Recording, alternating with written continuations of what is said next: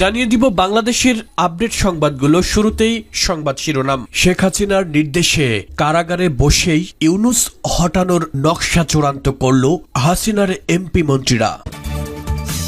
এদিকে আরো কঠোর আন্দোলনের হুঁশিয়ারি ইবতেদায়ী মাদ্রাসার শিক্ষকদের। কঠিন বিপাকে এবার ডক্টর ইউনূস।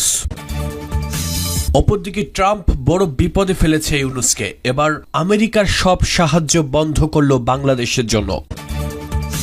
এদিকে এক চাঞ্চল্যকর তথ্য, সৌদি আরব থেকে ফিরেই বিমানবন্দরে গ্রেফতার লীগ নেতা সাদ্দাম হোসেন।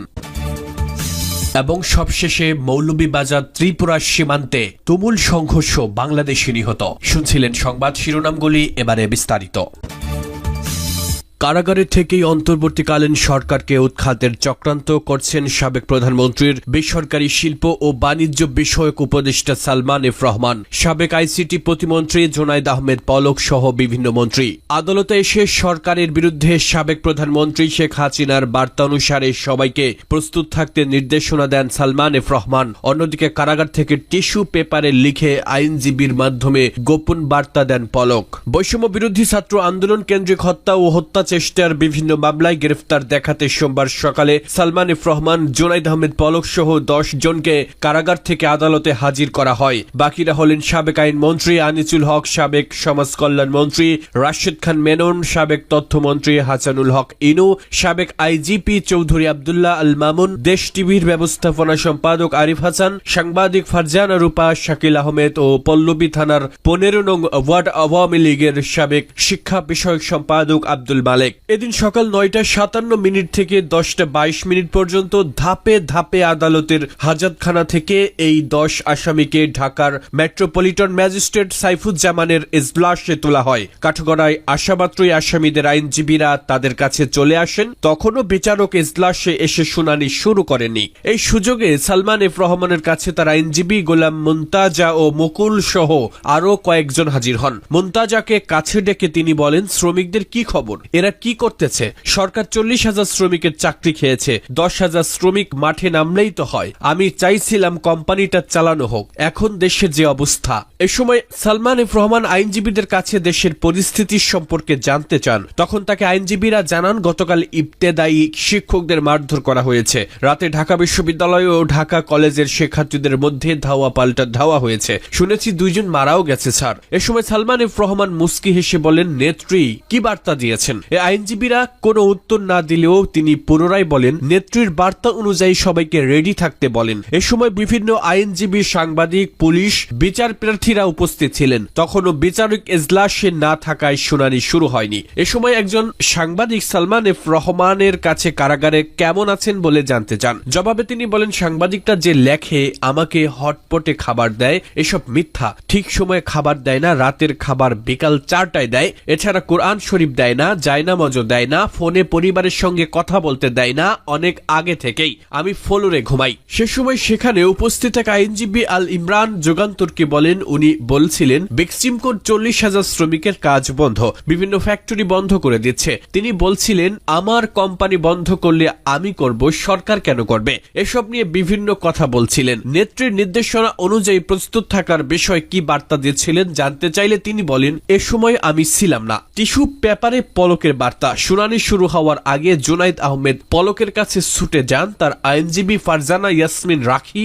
ও তরিকুল ইসলাম। এ সময় কুশল বিনিময়ের সময় কৌশলে আইনজীবী তরিকুল ইসলামের হাতে লেখা একটি টিস্যু পেপার গুজে দেন। এ সময় বিষয়টি টের পেয়ে পুলিশ সদস্যরা বলেন, টিস্যু পেপার বা কাগজে কোনো বার্তা দেওয়া নিষেধ। তখন এই আইনজীবী টিস্যু পেপারটি লুকিয়ে ফেলেন। পরে জানতে চাইলে টিস্যু পেপার দেওয়ার বিষয়টি অস্বীকার করেন আইনজীবী তরিকুল ইসলাম। তিনি বলেন, টিস্যু পেপার দেওয়ার কোনো ঘটনা ঘটেনি, আমরা ওকালতনামায় পলকের স্বাক্ষরিত নিয়েছি শুধু। এছাড়া বিভিন্ন বিষয় নিয়ে পলক তার আইনজীবীদের সঙ্গে কথা বলতে থাকেন। এ সময় তার আইনজীবীরাও দেশের পরিস্থিতি, যেমন ঢাকা বিশ্ববিদ্যালয় ও ঢাকা কলেজের মারামারির ঘটনা তুলে ধরেন। এরপর আইনজীবীদের সঙ্গে পলকের চলে নানা কথোপকথন। তিনি আইনজীবী ফারজানা ইয়াসমিন রাখিকে বলেন, কারাগার থেকে তার পরিবারের সঙ্গে কথা বলতে দেওয়া হচ্ছে না, অন্যদের কথা বলতে দিলেও নিরাপত্তার অজুহাতে তাকে দেওয়া হচ্ছে না, তাকে যেন যে কোনো শর্তে কথা বলতে দেওয়া হয়, এজন্য আইনজীবীকে আদালতে বলতে বলেন তিনি।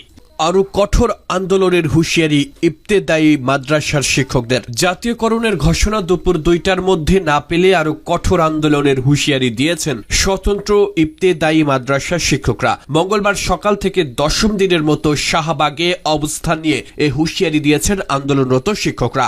আন্দোলনরত শিক্ষকরা বলছেন, একই পাঠ্য বই পড়ানো হচ্ছে প্রাথমিক বিদ্যালয়ে, কিন্তু প্রাথমিকের শিক্ষকদের মতো বেতন ভাতা পান না তারা। এজন্য জাতীয়করণের এক দফা দাবিতে রাস্তায় নামতে বাধ্য হয়েছেন তারা। শিক্ষকরা জানান, 10,000 মাদ্রাসার 50,000 শিক্ষক মানবেতর জীবন যাপন করছেন। এর আগে গত 19 জানুয়ারি থেকে রাজধানীর প্রেস ক্লাবের সামনে অবস্থান নিয়ে শিক্ষকেরা জানিয়েছিলেন, 15,000 মাদ্রাসার 75,000 শিক্ষক বর্তমানে মানবেতর জীবন যাপন করছেন। প্রাথমিক বিদ্যালয়ের মতো সারা দেশের স্বতন্ত্র ইবতেদায়ী মাদ্রাসাগুলো জাতীয়করণের দাবিতে বছরের পর বছর আন্দোলন করে আসছেন শিক্ষকরা। তাদের দাবি, প্রাথমিক বিদ্যালয়ের নীতিমালা মেনে শিক্ষা কার্যক্রম চালানো হলেও কোনো ইবতেদায়ী মাদ্রাসা জাতীয়করণ করা হয়নি। যত দ্রুত সম্ভব মাদ্রাসাগুলো জাতীয়করণ করতে হবে। পরে রোববার প্রেস ক্লাব থেকে প্রধান উপদেষ্টার কার্যালয় অভিমুখে পদযাত্রা ও স্মারকলিপি দেওয়ার কর্মসূচি ঘোষণা করেছিলেন আন্দোলনরত শিক্ষকেরা। তবে জাতীয় প্রেস ক্লাব থেকে ঢাকা বিশ্ববিদ্যালয়ের ভেতরে শাহবাগ থানার সামনে পৌঁছালে পুলিশের বাধার মুখে পড়েন তারা। ওই সময় তাদের ওপর জলকামান নিক্ষেপ ছাড়াও লাঠিচার্জ করা হয়। এ ঘটনায় বেশ কয়েকজন আহত হয়। ফাঁকা পকেটই বড় বড় বুলি, ক্ষমতায় ফিরতে ইউনূসের মুখ বন্ধ করলেন ট্রাম্প। রাজনৈতিক অস্থিরতা তো ছিলই, এবার আরো বড় চ্যালেঞ্জের মুখে ইউনূসের বাংলাদেশ। গতকালই একটি তালিকা প্রকাশ করে বিশ্বের একাধিক দেশে যে ত্রাণ পাঠিয়ে থাকে আমেরিকা, তা বন্ধের ঘোষণা করে দিয়েছিলেন সদয় নির্বাচিত মার্কিন প্রেসিডেন্ট ডোনাল্ড ট্রাম্প। এবার সেই তালিকায় নাম বাংলাদেশেরও। আমেরিকার থেকে আগামী 90 দিনের জন্য আর কোনো রকম সাহায্য পাবে না ইউনূসের সরকার। ক্ষমতায় ফিরেই আমেরিকার সরকারি নীতির খলঞ্চলে বদলে দিয়েছেন ট্রাম্প। রদ হয়েছে বাইডেনের তৈরি হয়ে যাওয়া একাধিক আইনও। নির্বাচনের সময় থেকে দেশের খলনলচে বদলের কথা জানিয়ে দিয়েছিলেন তিনি। বলে দিয়েছিলেন তিনি ক্ষমতায় এলে বাইডেনের তৈরি বোকা বোকা আইনগুলিকে বাতিলের খাতায় ফেলে দেবেন। যেমন কথা তেমন কাজ। ক্ষমতায় বসার 5 দিনের মধ্যে ট্রাম্পের মার পড়ল ইউনূসের ঘাড়েও।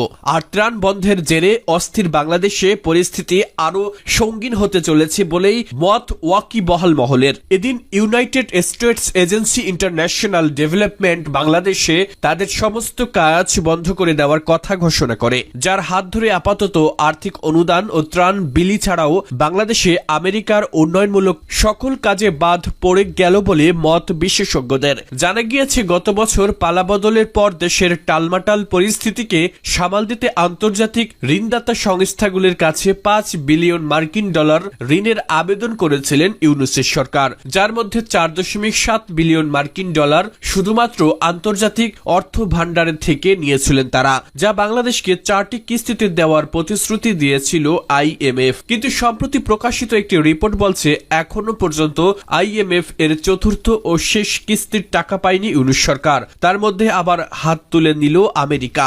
সৌদি আরব থেকে ফিরেই বিমানবন্দরে গ্রেপ্তার স্বেচ্ছাসেবক লীগ নেতা। দেবিদ্বার উপজেলা স্বেচ্ছাসেবক লীগের সাধারণ সম্পাদক সাদ্দাম হোসেনকে সৌদি আরব থেকে দেশে ফিরেই হযরত শাহজালাল আন্তর্জাতিক বিমানবন্দরে গ্রেফতার করেছে ইমিগ্রেশন পুলিশ। সোমবার রাত 4টায় তাকে আটক করে বিমানবন্দর থানা পুলিশে হস্তান্তর করা হয়। সাদ্দামের বিরুদ্ধে দেবিদ্বার থানায় 4টি মামলা রয়েছে, যার মধ্যে 4 ও 5 অগাস্টের গুলিতে 2 জনের মৃত্যুর মামলা অন্যতম। সরকার পতনের পর তিনি বিদেশে আত্মগোপনে ছিলেন। দেবিদ্বার থানার ওসি শামসুদ্দিন ইলিয়াস জানিয়েছেন, সাদ্দামকে আদালতে সোপর্দ করা হবে। মৌলভীবাজার ত্রিপুরা সীমান্তে কৃষকদের সংঘর্ষ, বাংলাদেশি নিহত। চাঁপাইনবাবগঞ্জ ও মালদহ জেলার সীমান্তে ভারত ও বাংলাদেশের কৃষকদের মধ্যে মারামারির পরে আবারও আন্তর্জাতিক সীমান্তের জিরো লাইনে 2 দেশের কৃষকদের মধ্যে সংঘর্ষ হয়েছে। রবিবার মৌলভীবাজার ও ভারতের ত্রিপুরা রাজ্যের ঊনকোটি জেলায় 2 দেশের কৃষকদের মধ্যে মারামারির ঘটনায় একজন বাংলাদেশি নাগরিক নিহত হয়েছেন বলে বিজিবি জানিয়েছে। এ প্রেক্ষিতে কুলাউড়া থানায় একটি হত্যা মামলা দায়ের করা হয়েছে। অন্যদিকে বিএসএফ জানিয়েছে এ ঘটনায় 2 জন ভারতীয় কৃষক আহত হয়ে হাসপাতালে চিকিৎসাধীন রয়েছেন। দুই দেশের সীমান্তরক্ষী বাহিনী বলছে 26শে জানুয়ারি সকালে ভারতীয় কাঁটাতারের বেড়ার বাইরে চাষের জমিতে দুই দেশের কৃষকদের মধ্যে প্রথমে কথা কাটাকাটি হয়। সেদিনই বিকেলে ধারালো অস্ত্র দিয়ে একে অপর পক্ষকে আক্রমণ করে। দুই দেশের কৃষকদের মধ্যে সংঘর্ষের ফলে মৌলভীবাজারের কুলাউড়া উপজেলার বাসিন্দা আহাদ আলী নামে একজন বাংলাদেশি নাগরিক আহত হয়। পরে সিলেটের ওসমানী মেডিকেল কলেজে তিনি মারা যান বলে বিজিবি জানিয়েছে।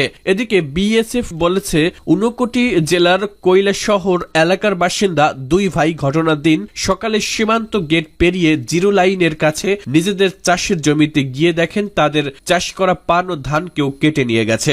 এ নিয়ে সেখানে বাংলাদেশি কৃষকদের সঙ্গে চিৎকার চেঁচামেচি হয়। বিকেলে তারা যখন কাঁটাতারের বেড়ার দিকে ফিরছিলেন তখন তাদের উপরে 10-12 জন বাংলাদেশি নাগরিক হামলা চালায় বলে তারা স্থানীয় সাংবাদিকদের কাছে অভিযোগ করেছেন। বিজিবি জানিয়েছে দুই দেশের নিহত এবং আহতরা পরস্পরের আত্মীয় এবং জমিজমা নিয়েই তাদের মধ্যে পারিবারিক কলহ শুরু হয়। এ ব্যাপারে বিজিবির পক্ষ থেকে বিএসএফ এর কাছে অভিযোগ জানানো হয়েছে এবং বিএসএফও এ ব্যাপারে যথাযথ আইনানুগ ব্যবস্থা গ্রহণ করবে বলে বিজিবিকে আশ্বস্ত করেছে বলে জানানো হয়েছে। সূত্র বিবিসি বাংলা।